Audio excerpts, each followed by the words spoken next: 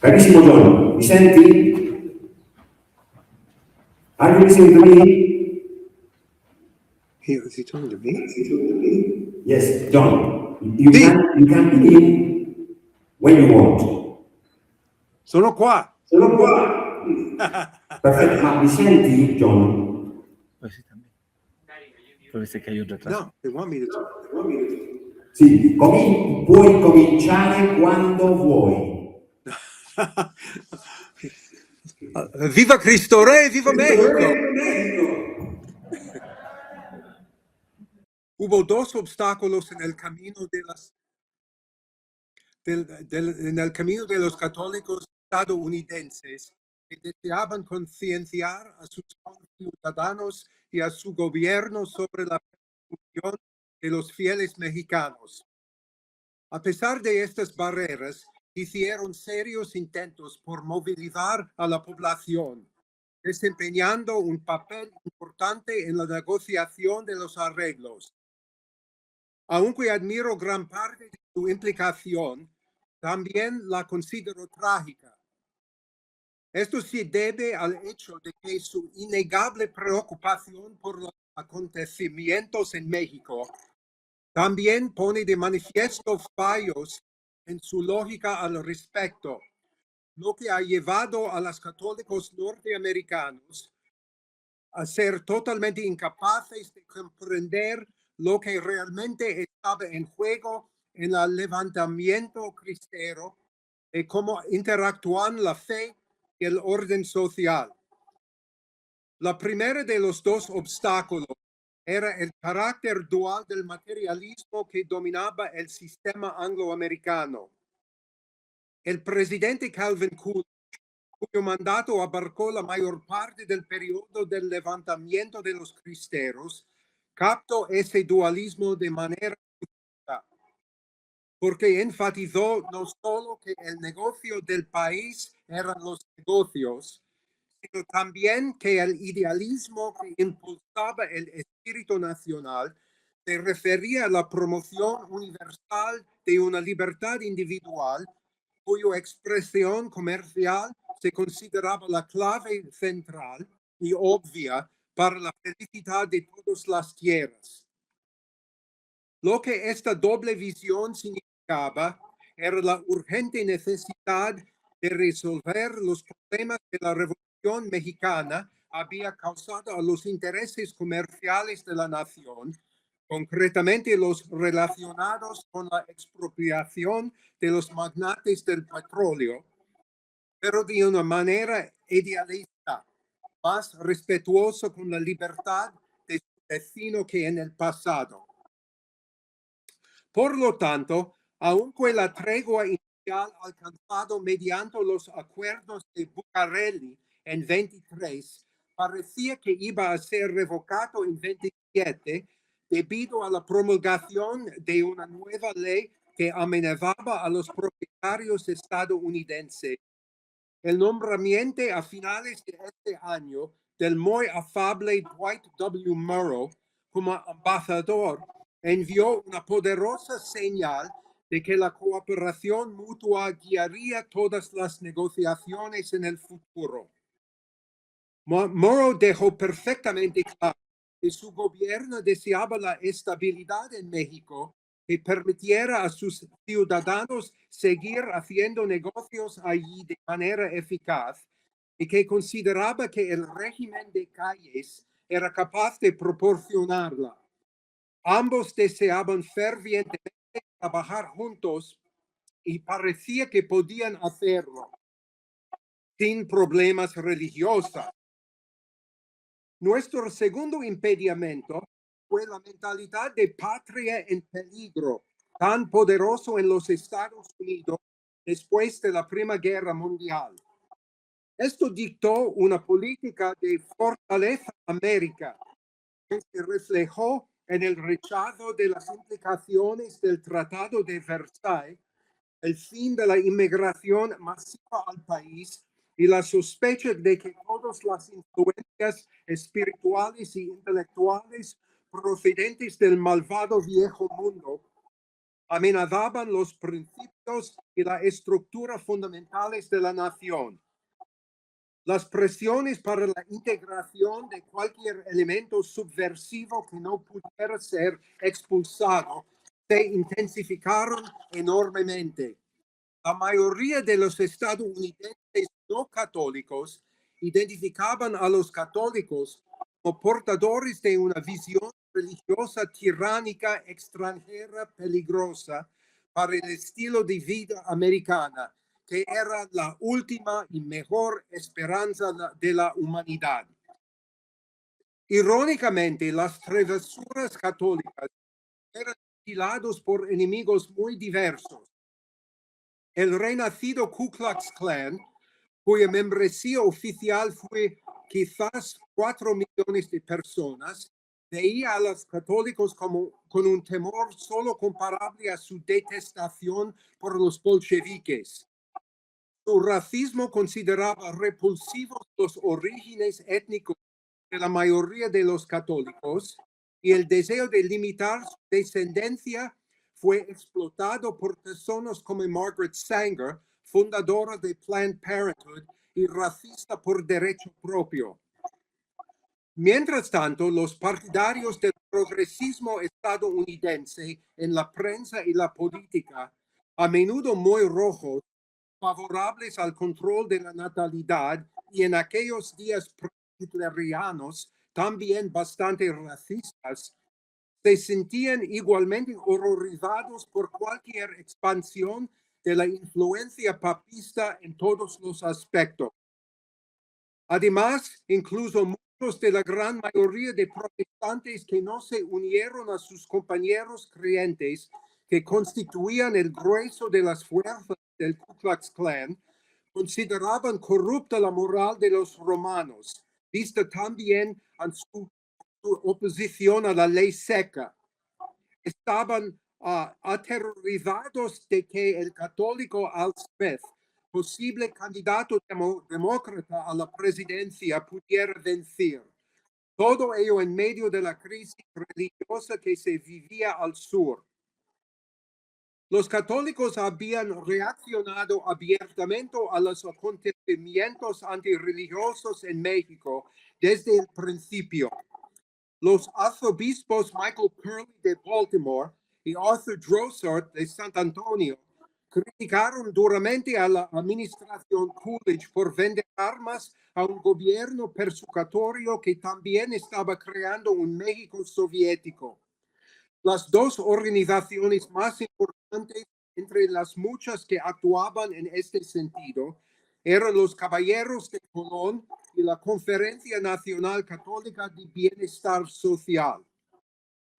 Fundada en New Haven, Connecticut, en 1882, los caballeros se habían expandido al sur de la frontera, ganando 800,000 miembros en los Estados Unidos y más de 5,000 en 40 consejos partidos por todo México.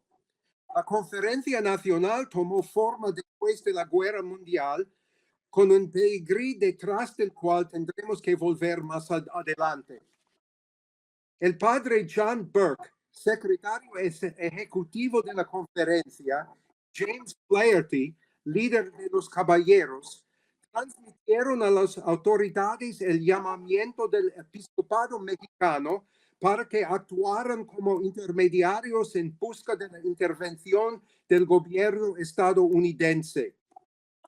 Ambas organizaciones eran reconocidas por el Estado como fuerzas cuyas voces no podían ser ignoradas y por lo tanto el secretario de Estado sabía que había que atender sus preocupaciones. Esto era especialmente cierto porque muchos de los numerosos inmigrantes mexicanos que huían de los disturbios revolucionarios se habían establecido no solo en las fronteras del sur, sino en todo el país. A esta diáspora, a la que ahora se habían sumado sacerdotes y obispos exiliados, pertenecían muchas personas profundamente interesadas en ayudar a la causa de la Iglesia. La administración Coolidge también era consciente de que se estaba planeando una rebelión armada uno de cuyos líderes, René Capistrán Garza, llegó a Estados Unidos en enero de 27 cuando ya había estallado para recaudar fondos en su nombre. Los funcionarios de la administración Coolidge se reunieron con Burke y Flaherty, convenciéndolos de la necesidad de un enfoque oficial más suave que parecía estar funcionando en el ámbito económico. Esto tuvo su impacto en el episcopado, cuyos miembros, en su mayoría, tampoco estaban dispuestos a mostrarse como fanáticos. Las declaraciones jerárquicas sobre la situación, primero el 16 de septiembre de 26 y luego el 12 de diciembre, fiesta de Nuestra Señora de Guadalupe, aunque condenaban la persecución de calles y reconocían el martirio al que estaba llamando a los católicos mexicanos, rechazaban, sin embargo, tomar las armas en nombre de la causa. Es cierto, confesaban, que las urnas parecían no ofrecer ninguna esperanza de cambio, pero también se decía que las armas de los hombres no eran las de la iglesia. Ella tenía la oración para alcanzar sus objetivos. Garza tenía grandes esperanzas de obtener fondos de católicos ricos y piadosos, como William Buckley y Nicholas Brady, y se les había proporcionado una carta del arzobispo José Mora y del Río de Ciudad de México para facilitar su tarea. Sin embargo, la acogida que les dispensaron los obispos en 27 resultó ser increíblemente fría.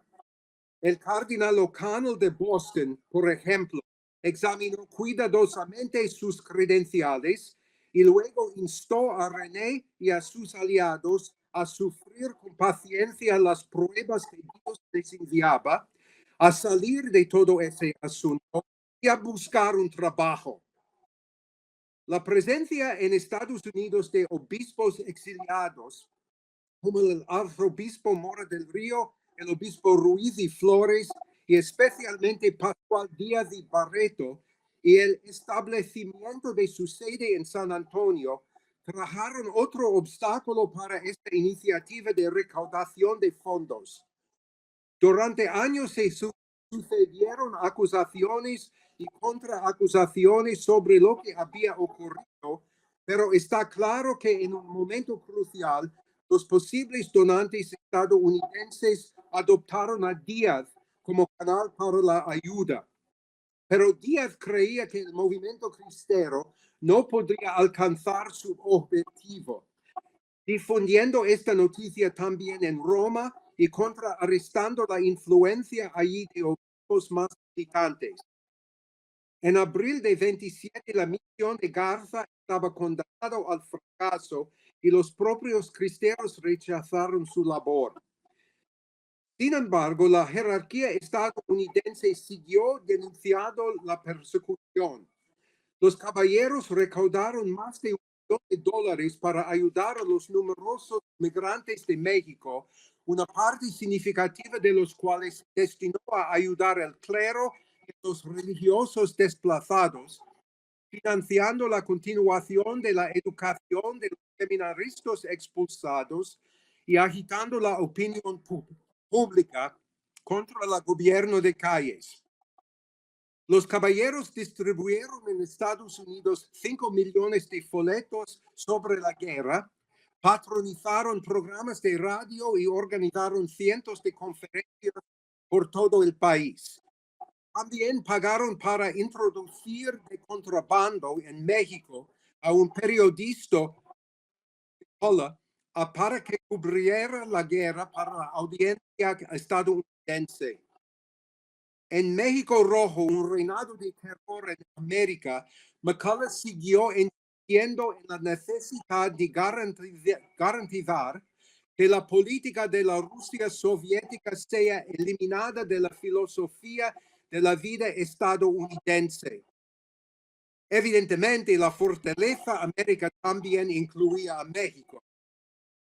Los obispos, los caballeros, la Conferencia Nacional y la prensa católica tenían sin duda razón en su valoración de que el Ku Klux Klan, los progresistas de todo tipo y la mayoría de los protestantes eran abiertamente favorables al gobierno de Calles o indiferentes a la persecución de la Iglesia. Para todos ellos, lo que estaba ocurriendo en México no era más que el abandono yugo del medievalismo y la liberación del pueblo mexicano de los abusos que se habían acumulado bajo el dominio de la Iglesia Católica Romana.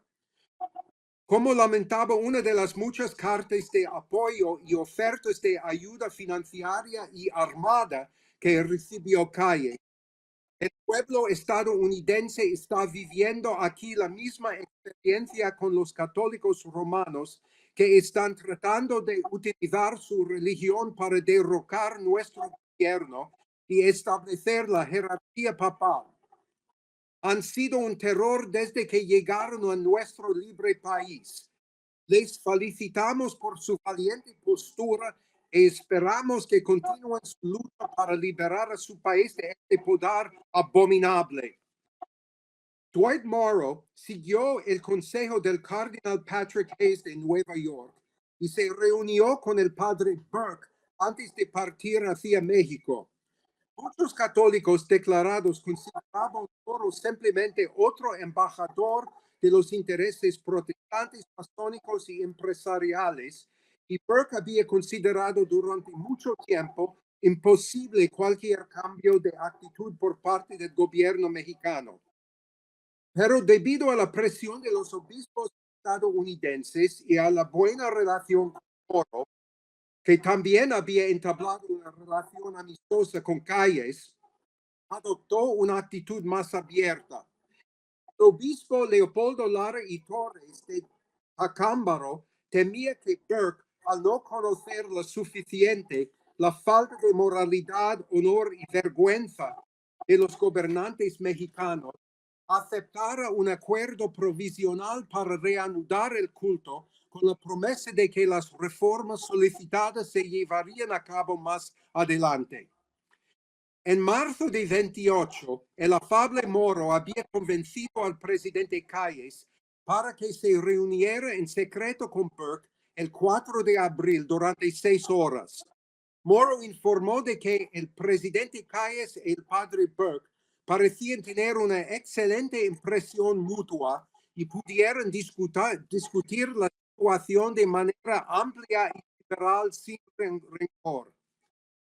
Al final de la cumbre, el presidente mexicano entregó una carta a Burke en la que señalaba que las leyes mexicanas no tenían intención de destruir la identidad de la Iglesia, interferir en sus actividades espirituales.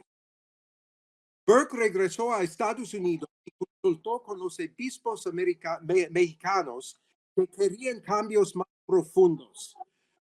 Morrow convenció entonces a Calles para que se reuniera de nuevo con Burke, pero esta vez en compañía del arzobispo Ruiz y Flores, cuya llegada fue precedida por un discurso amistoso instando a la reconciliación pronunciado por el ministro de Educación, José Manuel Puig Casaranc. Sobre la base de este discurso y de las conversaciones previas entre Burke, Morrow y Calles, parecía que se estaba cerca de alcanzar un acuerdo. Burke y Ruiz y Flores consultarían con Roma lo que pensaban que sería una aprobación inmediata. Esta aprobación no llegó.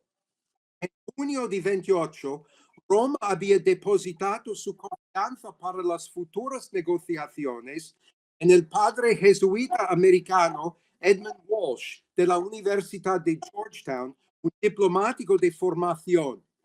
Es probable que Roma estuviera convencida de que la probable elección de Álvaro Obregón en 28 traería consigo las mejores condiciones que prometía su enfoque más conciliador. Pero el trágico asesinato de Obregón por José León de Toral en julio, 2 semanas después de su elección, tratado inicialmente por el gobierno como un complot de la Iglesia, pareció poner fin a las esperanzas de reconciliación. No obstante, Moro le dijo a Burke que estaba dispuesto a hacer un esfuerzo real para ayudar a traer la paz y que recurriría a todas las reservas de buena voluntad que había acumulado con la burocracia mexicana. El sacerdote dijo que creía que en Roma había un ambiente de sinceridad y buena voluntad con respecto a las negociaciones. Ahora estas serían llevadas a cabo por Walsh, asesorado por el que fuera embajador de Chile en Washington, Miguel Cruchaga Tocornal, y con la participación del ministro del Interior, Emilio Portes Gil, que se convirtió en presidente interino de México en diciembre de 28. El 2 de mayo de 29, el arzobispo Ruiz y Flores escribió una carta amistosa a Portes Gil. Moro regresó de una visita a Estados Unidos el 9 de junio, acompañado por Ruiz y Flores y Pascual Díaz Barreto. Walsh se reunió con todos ellos y parece haber aceptado la actitud de Moro de que la buena voluntad de ambas partes lograría lo que el rigor no podía. Aunque el Vaticano aún esperaba condiciones más favorables, los acuerdos de compromiso alcanzados primero con Checoslovaquia en 28 y con Italia en febrero de 29 parecían indicar que después de todo un compromiso de buena voluntad en México podría también funcionar. En cualquier caso, se reunieron con Portes Gil el 12 de junio. Parece que una modificación en la traducción de las exigencias del Vaticano, cambiando la petición de un acuerdo pacífico y justo por un acuerdo pacífico y laico, satisfó al gobierno mexicano en cuanto a que las leyes seculares estarían a salvo. El acuerdo que se alcanzó preveía el regreso de los obispos y el clero mexicanos a sus puestos, aceptando unas condiciones mínimamente aceptables de libertad religiosa y respeto a la propiedad eclesiástica, y permitiéndolos a través de este modus vivendi trabajar para lograr nuevas mejoras en la posición de la Iglesia y los católicos en general.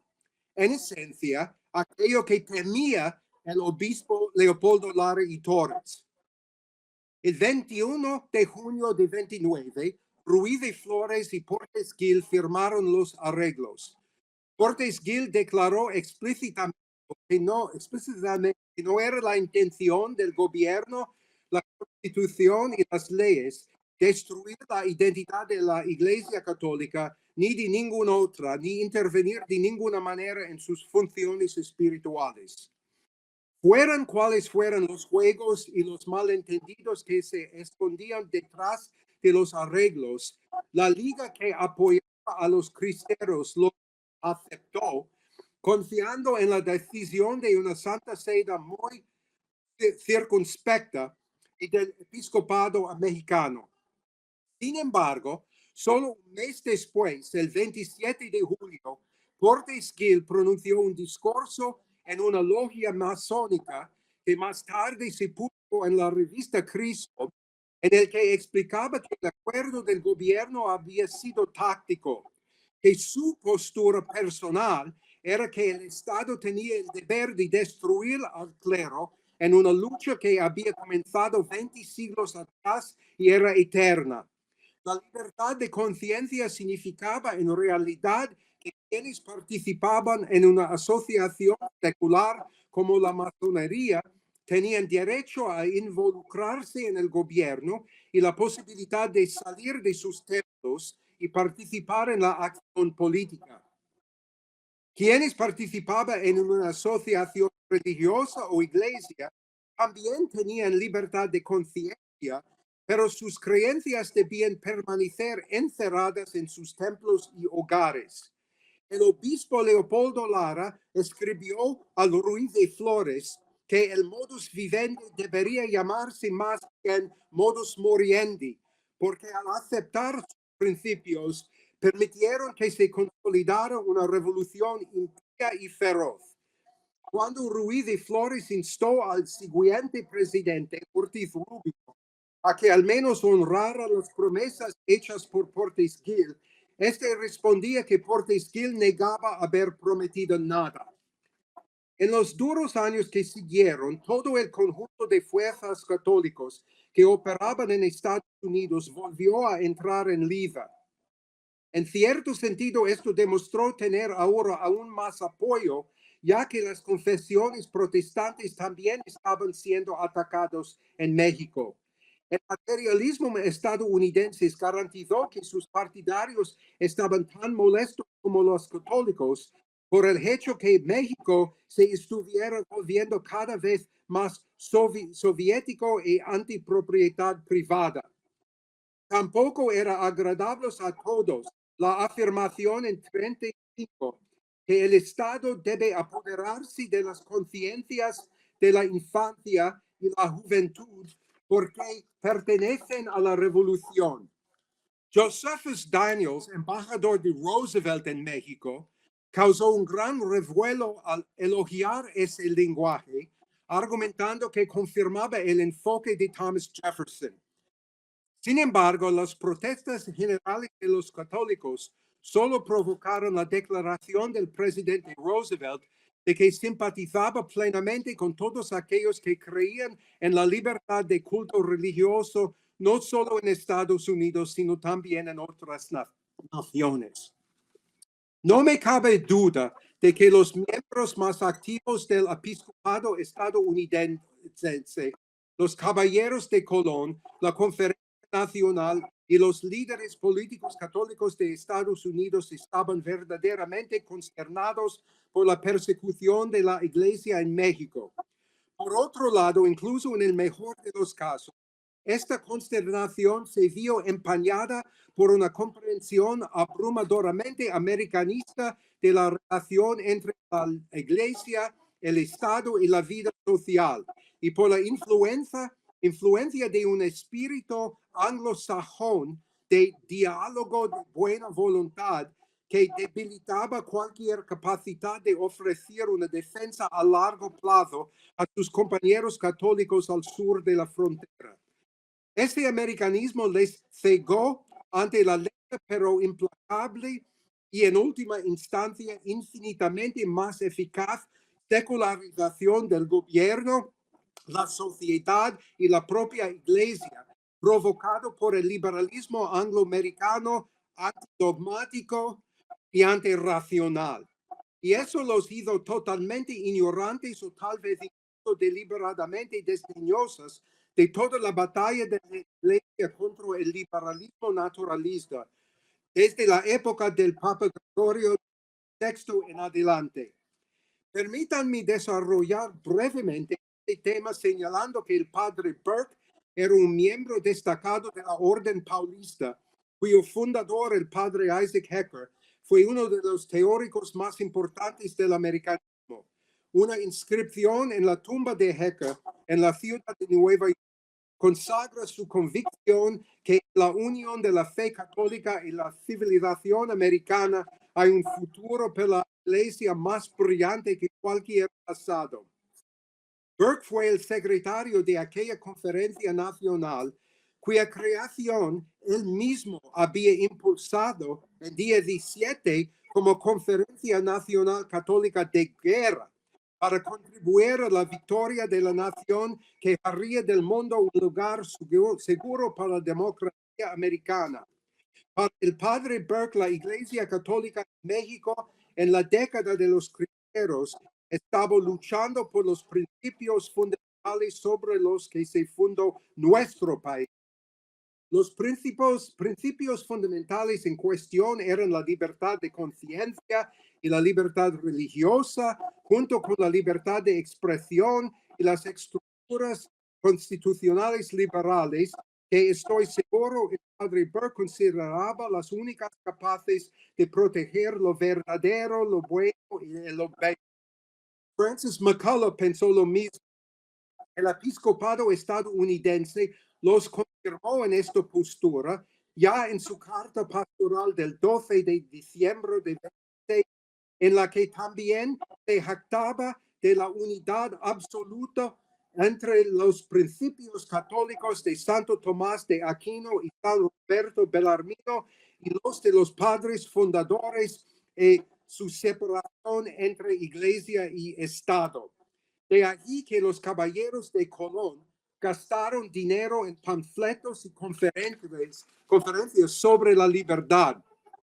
El obispo Díaz Barreto asimiló la lección y argumentó que la filosofía que anima la legislación antirreligiosa en México se opone tanto a los ideales políticos estadounidenses como a los principios católicos. Por si acaso no se entendía el mensaje, la jerarquía estadounidense lo reafirmó en 34, argumentando que al protestar por los acontecimientos en México, no estamos defendiendo la causa de la Iglesia Católica, sino la libertad humana para todas las naciones del mundo. Los escritos protestantes liberales y racistas insistían en la negativa de los católicos estadounidenses críticos del gobierno de Calles a admitir que la clara enseñanza política del Papa Pío IX y del Papa León XIII, tal y como se expone en sus encíclicas, es que la intolerancia dogmática de la Iglesia Católica Romana es su deber sagrado. En caso de conflicto entre las leyes del Estado y las de la Iglesia Católica Romana, prevalecerán las leyes de este última. Al Smith respondió a estas críticas durante su campaña presidencial, basándose abiertamente en los argumentos de los obispos católicos americanistas más ruidosos como John Ireland. Dijo que la idea que pudiera haber algún conflicto entre los ideales católicos y los estadounidenses era totalmente impensable. A pesar de los obstáculos, los católicos estadounidenses creían que podían vivir en términos de respeto mutuo e incluso de efecto la mayor parte del tiempo con personas que defendían principios destructivos para la fe católica.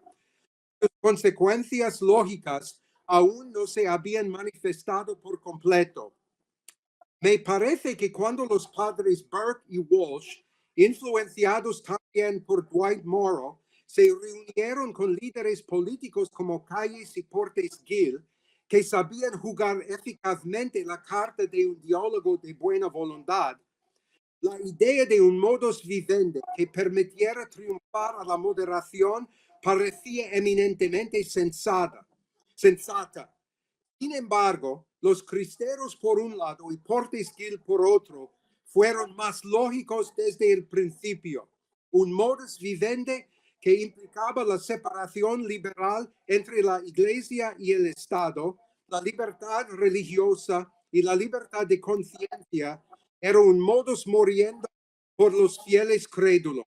Solo ofrecían un medio para que las fuerzas más poderosas, con una sólida teoría política y social naturalista, los sedujeran para que abandonaran el trabajo para el reinado social de Cristo y permitieron que el verdadero enemigo de la humanidad triunfara. Sin duda, hubiera gustado a la Santa Sede ver sustituido el régimen revolucionario por otro favorable a la Iglesia. Era comprensible que se mostrara reacia a perjudicar las posibilidades de que esto ocurriera. Pero en última instancia, Roma también se retiró a un terreno de libertad estrictamente espiritual como única posición viable. Estaba dispuesta, al igual que los americanistas y el liberalismo angloamericano, a sacrificar todo lo demás. El requisito mínimo de Roma era que el clero fuera libre de desempeñar funciones espirituales bajo una cadena de mando jerárquico que dejara al episcopado el control de la disciplina eclesiástica. Todo lo demás era negociable. Por desgracia, no fue así. La separación de la iglesia y del reinado social de Cristo es un modus moriendi. Cualquier católico estadounidense sensato en 2026 sabe que el sistema católico de que nuestros antepasados pensaban que funcionaba en Estados Unidos y también podía funcionar en México, la última y mejor esperanza de la humanidad, era en realidad una receta para el desastre. Gracias.